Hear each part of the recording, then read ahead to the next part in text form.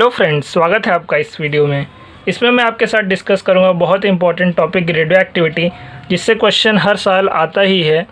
क्योंकि आपका एग्ज़ाम काफ़ी क्लोज़ आ गया है, इसलिए आपको जो इंपॉर्टेंट टॉपिक्स हैं उनको अच्छे से प्रैक्टिस करना चाहिए।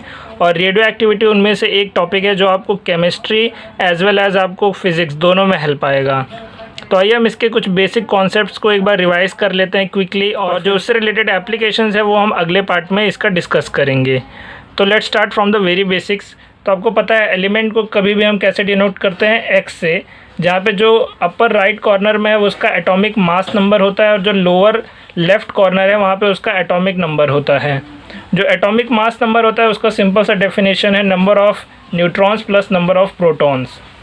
जो एटॉमिक नंबर है उसका भी एक सिंपल सा ऐसा ही डेफिनेशन अगर देखेंगे तो वो है नंबर ऑफ़ प्रोटॉन्स।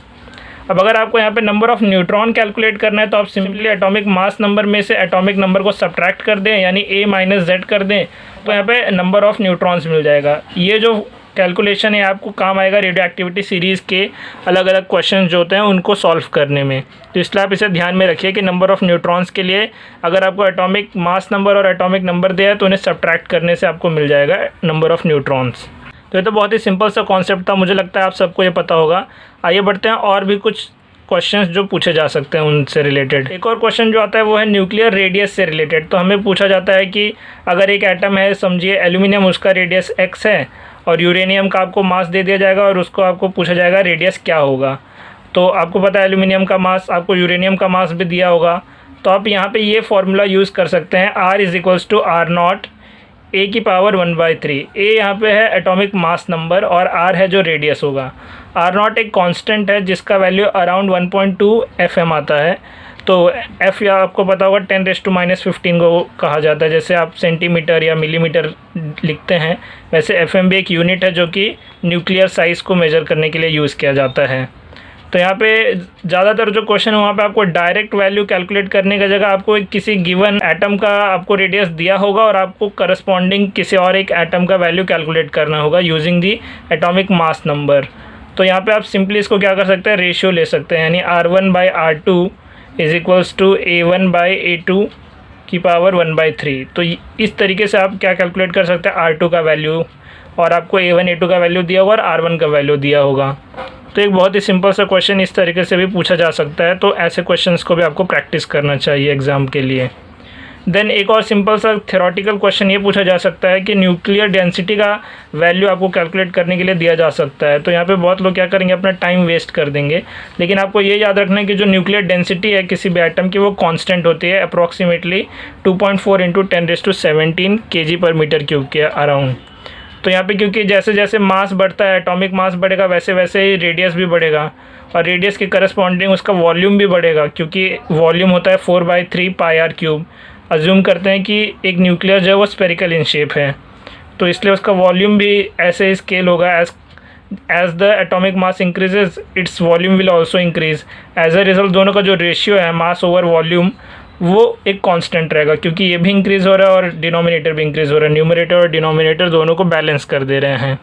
तो इसलिए यहाँ पर डेंसिटी जो होता है किसी भी एटम का ऑलमोस्ट कांस्टेंट होता है। इसमें थोड़ा डिविएशंस भी दिखने को मिलते हैं, क्योंकि एग्जैक्टली स्फेरिकल होना ये ज़रूरी नहीं है इन रियल लाइफ। और द कॉम्पिटिटिव एग्जाम पर्पज़ आप इसे अज्यूम करिए कि ये कांस्टेंट ही रहेगा। तो ये एक सिंपल सा फैक्ट आप याद रखिए, जो कि आपको कोई क्वेश्चन में अगर पूछा जाए तो आप ईजिली इसे आंसर कर पाएँ। अगला इंपॉर्टेंट पार्ट जो है वो रेडियो एक्टिविटी में आप देखेंगे तो डिफरेंट टाइप्स ऑफ न्यूक्लियाई के ऊपर आता है, जैसे आइसोटोप्स, आइसोबार्स और आइसोटोन्स। इसमें आइसोइलेक्ट्रॉनिक स्पीशीज़ भी होता है, जो मैंने एक पहले के वीडियो में कवर किया था अच्छे से, तो वहाँ पे आप उसे जाके रिव्यू कर सकते हैं। आइसोटोप्स एक बार फिर से आपको पता होगा, लेकिन रिवाइज़ करने के लिए, जिनका सेम एटॉमिक नंबर होता है but different atomic mass number होता है। तो यहाँ पे आपको कुछ एग्जांपल्स पता होंगे, फेमस एग्जांपल्स। इनमें से आपको पता होगा हाइड्रोजन का हाइड्रोजन, ड्यूटेरियम और ट्रिटियम। ड्यूटेरियम से आपको पता होगा कि हैवी वाटर भी बनाया जाता है। डिफरेंट रिएक्शंस अगर आपने ऑर्गेनिक केमिस्ट्री में पढ़े होंगे तो उसमें भी आपको पता है ड्यूटेरियम का काइनेटिक इफेक्ट वगैरह, वहाँ से आप इसे समझ सकते हैं कि ड्यूटेरियम काफ़ी इंपॉर्टेंट है। देन ट्रिटियम एक रेडियो एक्टिव न्यूक्लियाई है, तो इसलिए ये भी काफ़ी इंपॉर्टेंट हो जाता है। और केमिस्ट्री का जो हाइड्रोजन चैप्टर है उसमें इसको काफ़ी डिटेल से एक्सप्लेन भी किया गया है। देन ऑक्सीजन का आइसोटोप आप देखेंगे तो वो 16, 17 और 18। यहाँ पे नीचे मैंने एटॉमिक नंबर क्यों नहीं लिखा, क्योंकि ये सेम ही एलिमेंट है तो इनका सबका एटॉमिक नंबर 8 होगा, यहाँ पे सारा एटॉमिक नंबर 1 होगा, तो इंडिकेट करने की ज़रूरत नहीं है। सिर्फ यहाँ पे एटॉमिक मास नंबर वेरी हो रहा है, यहाँ पे 16, 17, 18 या फिर 1, 2, 3। और अगर आप देखेंगे यूरेनियम के केस में, तो यूरेनियम में अगेन एक रेडियो एक्टिव एलिमेंट है, और यहाँ पे इसके जो दो मेन आइसोटोप्स हैं वो है यूरेनियम 235, यूरेनियम 238। तो अगर आप यहाँ पे रेडियो एक्टिविटी सीरीज़ देखेंगे तो यहाँ पे ये दोनों भी काफ़ी ऑकर होते हैं। तो इसमें अगर आप यूरेनियम का यूज़ करके आप एज ऑफ द अर्थ भी डिटरमाइन कर सकते हैं, तो ये भी आप याद रख सकते हैं। देन आपने क्लोरीन वाला क्वेश्चन भी अगर आपने अच्छे से सॉल्व किया होगा तो आपको पता होगा, स्टोइक्योमेट्री में क्वेश्चन पूछा ही जाता है कि क्लोरीन का आपको रिलेटिव एबेंडेंस कैलकुलेट करने के लिए दिया जाएगा, जैसे क्लोरीन 35 टू क्लोरीन 37, इसका कुछ आपको रेशियो दे दिया जाएगा और फिर आपको पूछा जाएगा कि एवरेज एटॉमिक मास कितना होगा या एवरेज मास नंबर कितना होगा, तो ये आप कैलकुलेट कर सकते हैं। तो इसलिए ये वाले आइसोटोप्स आपको कॉमनली याद रहने चाहिए, एक तो यूरेनियम का, एक हाइड्रोजन का। क्लोरीन का आप याद रख भी सकते हैं, ये इतना ज़रूरी नहीं है। देन यहाँ पे मेन ये है कि आपको कॉन्सेप्ट याद रहना चाहिए कि same atomic number but different atomic mass number, क्योंकि आपको क्वेश्चन में ऐसे कुछ घुमा फिरा के क्वेश्चन पूछा जा सकता है कि एक्स है और उसका वाई, और आपको उसके बीच में रिलेशन पूछ लिया जाएगा after some reactions in between. तो एक्स वाई में कन्वर्ट हुआ, देन वाई जेड में कन्वर्ट हुआ, और आपको पूछ लिया जाएगा एक्स और वाई में क्या रिलेशन है। तो कुछ ऐसे ट्रांसफॉर्मेशन है जो कि आइसोटोप फॉर्मेशन में रिस्पॉन्सिबल होते हैं, तो वो आपको आइडेंटिफाई करने आना चाहिए कि सेम एटॉमिक नंबर होना चाहिए और different atomic mass number. Then isobars इससे थोड़ा सा अपोजिट है, यहाँ पे क्या होता है, same atomic mass number but different atomic number. तो कुछ क्लासिक एग्जांपल्स हैं यहाँ पे, कार्बन 14 और नाइट्रोजन 14, दोनों का एटॉमिक मास नंबर अगर आप देखेंगे तो 14 है, लेकिन यहाँ पे जो एटॉमिक नंबर है वो डिफरेंट है क्योंकि दोनों डिफरेंट एलिमेंट हैं। अगेन यहाँ पे एक और एग्जांपल आप देखेंगे तो एक है ट्रिशियम और एक है हीलियम 3। तो यहाँ पे अगेन इन दोनों का भी एटॉमिक मास नंबर सेम है लेकिन एटॉमिक नंबर डिफरेंट है। तो इसके एग्जांपल को आपको एज इट इज़ याद रखने की कोई ज़्यादा ज़रूरत नहीं है, लेकिन आपको ये कॉन्सेप्ट याद रखना है कि same atomic number but different atomic mass number in case of isotopes and same atomic mass number and different atomic number in case of isobars.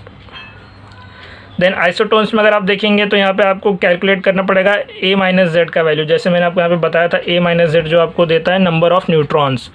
तो आपको 2-3 सैम्पल्स दे दिए जाएंगे और उसमें से आपको पूछा जाएगा इनमें से कौन से आइसोटोन्स हैं या फिर इन दोनों के बीच में क्या रिलेशन है, आइसोबार्स हैं, आइसोटोप्स हैं या आइसोटोन्स हैं। तो उसमें आप क्या करेंगे कि a माइनस जेड वैल्यू अगर आप कैलकुलेट करेंगे और n का वैल्यू आपको वहाँ से मिल जाएगा, यानी नंबर ऑफ़ न्यूट्रॉन्स। और अगर दो स्पीशीज़ का n का वैल्यू सेम है तो आप बोल सकते हैं कि ये दोनों आइसोटोन्स हैं। तो यहाँ पे फॉर एग्जांपल यहाँ पे आपको दे दिया जाए H3 और He4, तो यहाँ पे आप देखेंगे तो 4 - 2 2 होता है और 3 - 1 भी 2 होता है, तो दोनों का भी सेम नंबर ऑफ़ न्यूट्रॉन्स है, इसलिए आइसोटोन्स हैं। यहाँ पे आप देख सकते हैं C13 और N14, तो अगेन यहाँ पे 14 - 7 7 होता है और 13 - 6 भी 7 होता है। तो अगेन ये दोनों भी सेम नंबर ऑफ़ न्यूट्रॉन रखते हैं, इसलिए ये दोनों भी आइसोटोन्स हैं। इस कॉन्सेप्ट से रिलेटेड और भी क्वेश्चन हम प्रैक्टिस करेंगे नेक्स्ट सेक्शन में।